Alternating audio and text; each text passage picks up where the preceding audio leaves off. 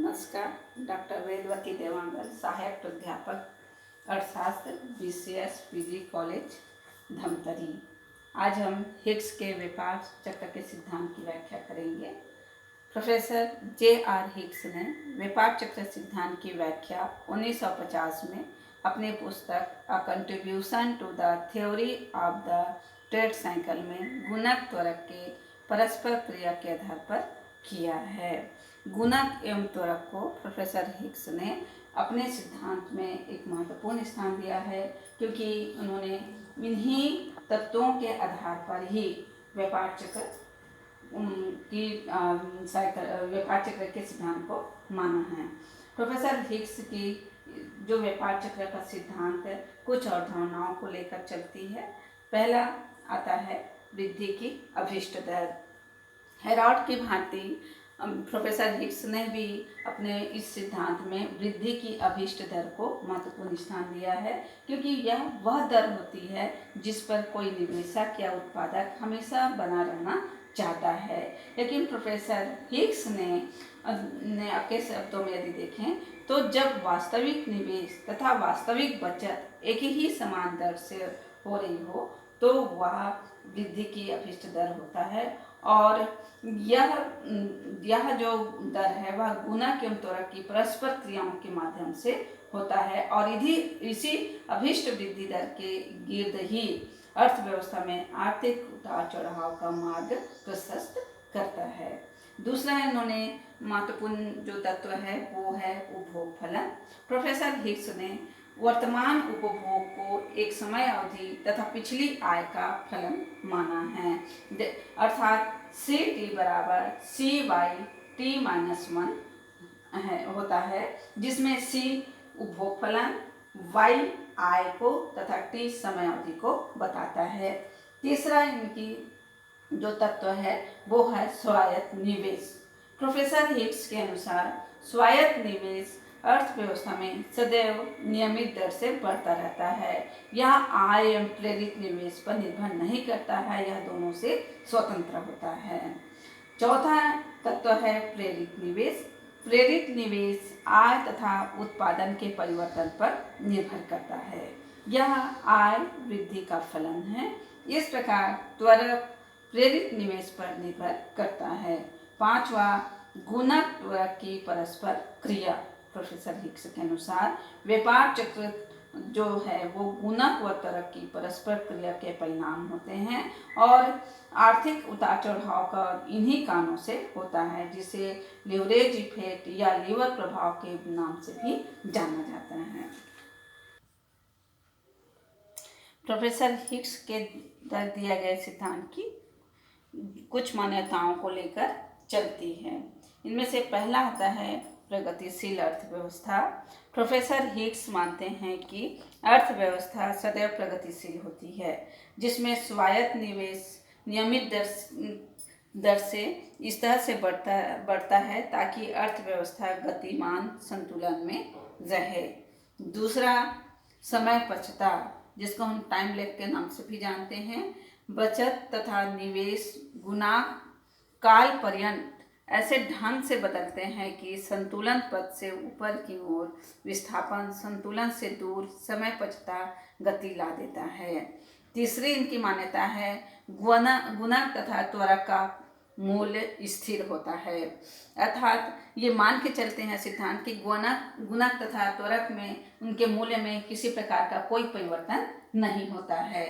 चौथा इनकी मान्यताएं हैं अपर एवं लोअर सीमा के बीच, अर्थात ऊपरी सीमा एवं तली सीमा के बीच आर्थिक विस्तार होता है। जब भी हम अर्थव्यवस्था समृद्धि की ओर यदि प्रवेश करती है तो वह अपर सीमा में जाती है या ऊपरी सीमा से जाती है, ऊपरी सीमा से आगे नहीं बढ़ती हैं। एवं जब मंदी की स्थिति आती है तो उनकी भी एक निश्चित सीमा होती है, जिसको हम तली सीमा के बीच आर्थिक विस्तार का होता है। इस प्रकार प्रोफेसर हिग्स इन मान्यताओं को लेकर चलते हैं। अब मॉडल की व्याख्या। मॉडल की जब हम व्याख्या करते हैं तो हम देख रहे हैं कि y अक्ष पर हमने उत्पादन, आय और निवेश को लिया है, और x अक्ष पर हमने समय को लिया है। यहाँ पे 4 रेखाएं खींची हुई दिखा रही हैं, जिसमें एफ अपर लिमिट अर्थात ऊपरी सीमा को बता रहा है, ई संतुलन पथ को बताता है, एल तलीय सीमा को बता रहा है और ए स्वायत्त निवेश को बताता है। यहाँ पे अब हिग्स के अनुसार यदि देखें तो अर्थव्यवस्था का प्रारंभ कहाँ से होता है? P0 से होता है। P0 पे क्यों P1 तक करने के लिए क्यों कैसे प्रवेश करता है? जब स्वायत्त निवेश में वृद्धि होती है। तो जब स्वायत्त निवेश में जब वृद्धि होती है तो आय भी बढ़ता है और आय बढ़ने के साथ साथ इसमें गुणक एवं त्वरक की दोनों की क्रियाएं भी बढ़ती है, जिसके कारण अर्थव्यवस्था P0 से कहाँ पे पहुँच जाता है?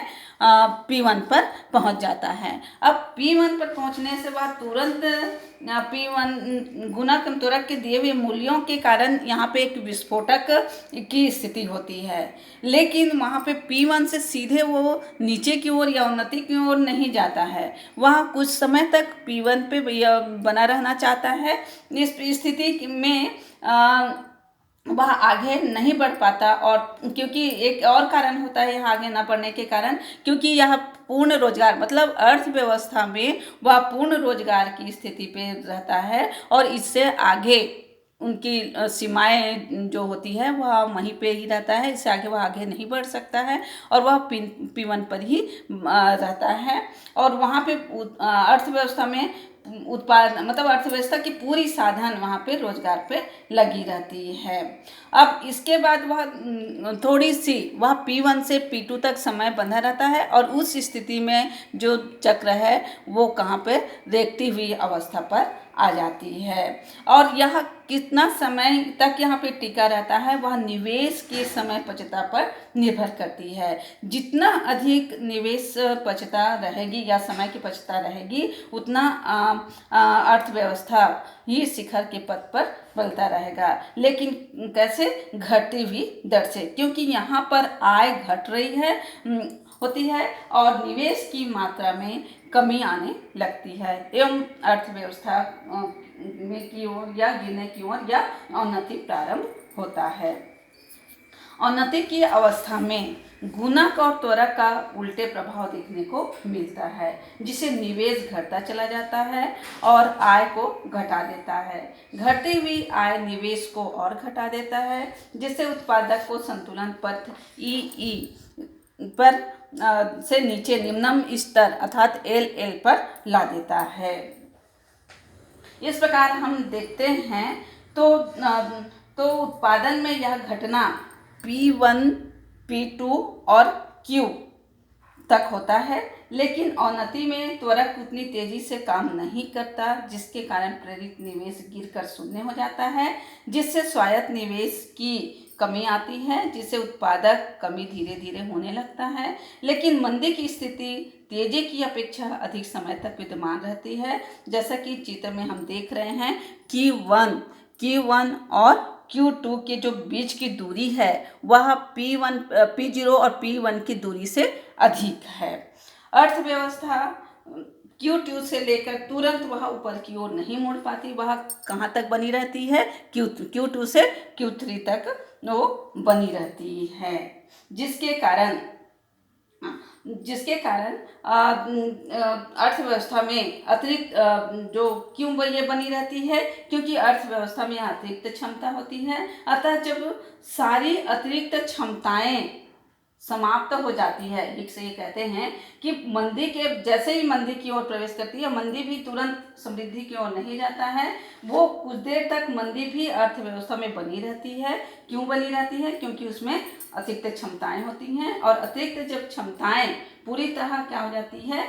समाप्त हो जाती है, तो स्वायत्त निवेश के कारण आय को फिर से बढ़ता है और जिससे आय स्वायत्त निवेश में वृद्धि होता है तो किसमें भी वृद्धि होना शुरू प्रारंभ हो जाता है? प्रेरित निवेश में वृद्धि होगी और पुनः उसमें त्वरक गतिशील हो जाता है तथा गुणक और त्वरक में परस्पर क्रिया के द्वारा अर्थव्यवस्था फिर से शिखर की ओर बढ़ने लगती है। अर्थात फिर से अर्थव्यवस्था में कौन सी स्थिति आ जाती है? पुनरुत्थान की स्थिति आ जाती है और इस प्रकार अर्थव्यवस्था पुनः फिर किसकी ओर बढ़ने लग जाती है? रिकवरी की ओर प्रवेश कर जाती है।